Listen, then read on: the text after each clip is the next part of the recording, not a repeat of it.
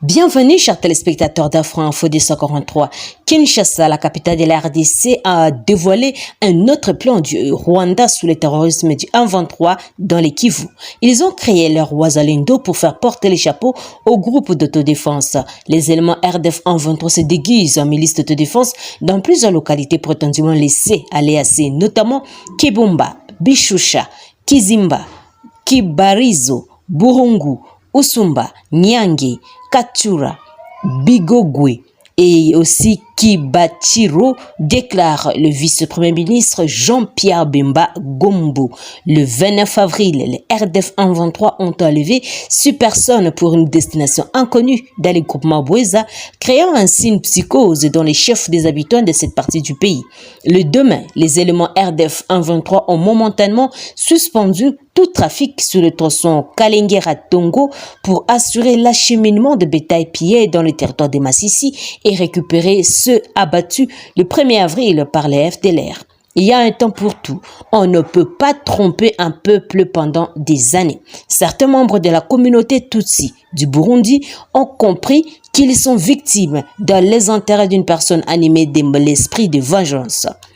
Autre nouvelle, dans notre édition, le 11e sommet du mécanisme régional de suivi de l'accord 4 d'Addis Abeba a apporté son soutien au processus de Luanda et celui de Nairobi. Les participants réunis du 2 au 6 mai 2023 à Bujumbura ont rappelé aux différents membres concernés la nécessité de respecter les engagements mutuels dans le cadre de ces deux initiatives prises au niveau de la région. Saluons et encourageons les processus de Nairobi menés par la communauté de l'Afrique de l'Est sous l'égide de son Excellence Évariste Ndayishimiye, président de la République du Burundi, président en exercice de l'EAC, champion de l'Union africaine pour la jeunesse, la paix, la sécurité, et son Excellence M. Uhuru Kenyatta, facilitateur de la communauté d'Afrique de l'Est et ancien président du Kenya. Demandons à toutes les parties de rester engagées dans ces processus de paix et d'honorer les engagements de cessation des hostilités pris lors de la réunion de Nairobi 3. Réitérons notre soutien au processus de Luanda et de Nairobi. Exertons tous les partenaires à appuyer ces initiatives et leurs résultats, notamment à ce qui concerne le soutien de la démobilisation des combattants des groupes armés et leur réinsertion et réintégration de la vie civile. Réitérons notre requête à la MONUSCO et à la force régionale de la communauté d'Afrique de l'Est au mécanisme de vérification ad hoc de continuer à renforcer la coordination et synergie avec les forces armées de la RDC afin de pousser tous les groupes armés au désarmement, dit le communiqué final lu par l'ambassadeur Albert Shingiru, qui est ministre des Affaires étrangères et de la coopération et développement de la République du Burundi. Pour les participants, l'accord cadre d'Addis Abeba demeure un meilleur instrument pour résoudre les conflits profonds au niveau de la région et prenant note des progrès et défis dans la mise en œuvre de l'accord cadre depuis sa signature il y a 10 ans et réitérant sa pertinence en tant que moyen de s'attaquer aux causes profondes de l'instabilité dans la région et demandant au comité d'appui technique 4 de procéder à une évaluation indépendante, franche et sincère de la mise en œuvre de l'accord cadre soulignant les forces et les faiblesses et le respect des principes et leurs valeurs, engagement par les signataires, demandant l'inclusion et des conclusions et des recommandations et cette évaluation dans la feuille de route pour la revitalisation de l'accord cadre préparé par les CATS et d'en rendre compte à la prochaine réunion du haut niveau du mécanisme régional de l'accord cadre d'Addis Abeba pour validation. Saluons les progrès dans la mise en œuvre du plan d'action 2021-2023 de la stratégie des Nations Unies pour la consolidation de la paix, la prévention et le règlement du conflit dans la région des Grands Lacs 2020-2030 qui vise à soutenir le pays et le peuple de la région dans leurs efforts pour parvenir à une paix, une sécurité, un développement durable, ajoutent les documents. Le 24 février dernier, l'accord cadre d'Addis Abeba a totalisé 10 ans depuis sa signature par 11 États et 4 institutions internationales et régionales, à savoir les États-Unis, les Nations Unies plutôt, l'Union africaine, la Conférence internationale sur la région des Grands Lacs CIRGL et la Communauté de développement de l'Afrique australe SADC.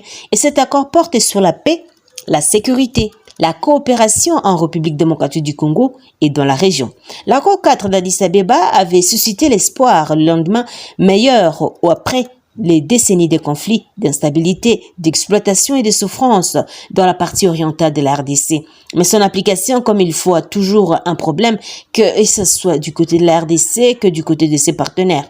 Et dans le cadre de cet accord, l'État congolais s'était engagé à réformer en profondeur les secteurs de la sécurité, à consolider l'autorité de l'État dans les provinces et aussi l'Est du pays, à promouvoir la réforme des institutions du pays. Et les pays de la région avaient souscrit à respecter la souveraineté et l'intégrité du pays et à ne pas s'ingérer dans les affaires intérieures, à ne pas tolérer ni fournir une assistance aux groupes armés, à renforcer la coopération régionale et à ne pas héberger ni fournir une protection à des personnes impliquées dans des crimes de guerre, crimes contre l'humanité, crimes des actes de génocide ou encore crimes d'agression et à faciliter l'administration de la justice grâce à la coopération judiciaire dans la région. Quant à la communauté internationale, Conseil de sécurité générale de l'ONU, s'engager à rester saisi de l'importance d'un soutien à la stabilité à long terme de la RDC et de la région des Grands Lacs.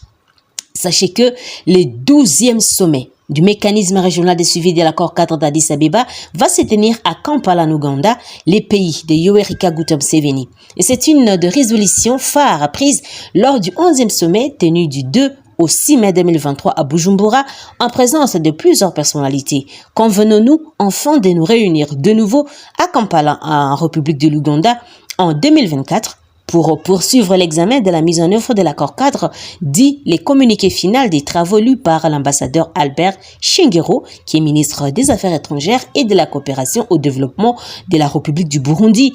Et après avoir succédé à Félix Tshisekedi à la tête de cette organisation, Évariste Ndayishimiye a salué le choix porté par son pays de Yoweri Museveni pour la tenue des prochaines assises.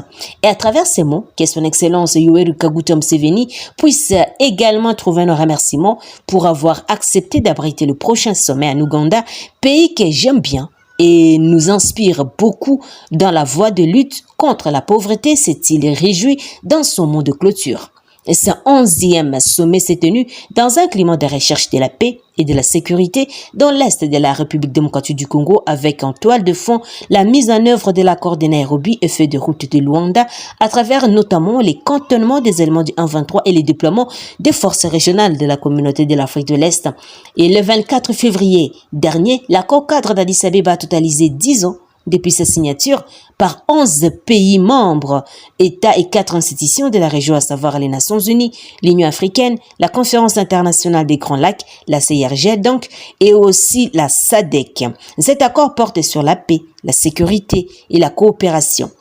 Autre chose, une mission officielle se rendra le 8 mai en Égypte pour accélérer le processus de rapatriement des Congolais bloqués au Soudan. Au total, 350 Congolais installés dans ces pays qui connaissent un reggae de violence sont concernés par cette opération.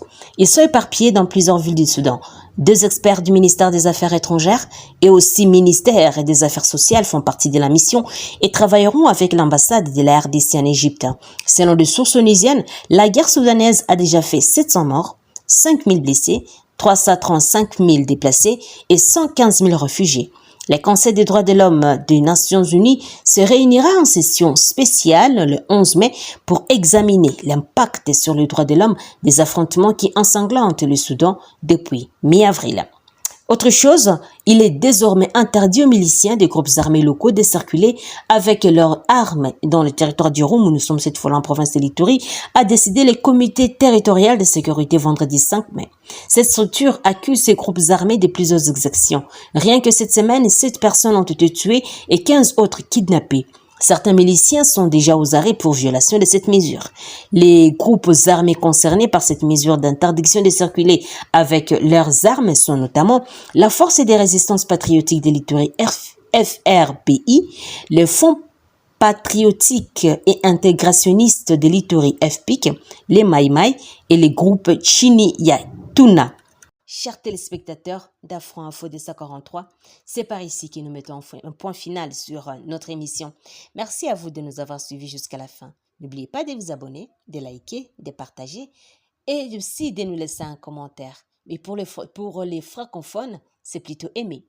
Et je suis Santi Chesenga depuis la province de l'Ituri pour Afro Info 243. Au revoir.